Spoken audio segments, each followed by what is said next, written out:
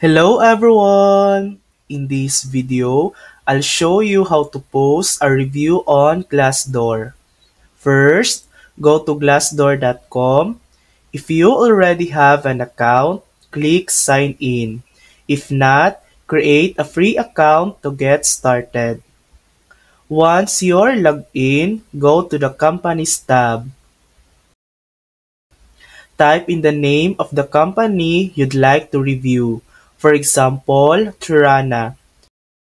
Then click Search and select the company from the results.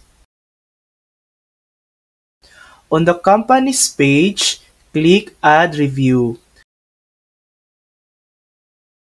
Now fill out the review form. Select your overall rating. Choose your employment status like full-time, part-time, temporary, and etc. Write a headline for your review. Add pros at least 5 words.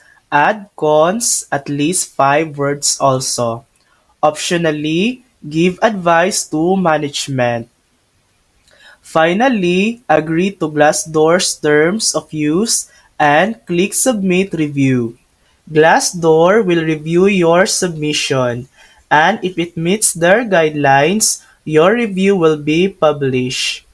And that's it. That's how you can post a review on Glassdoor.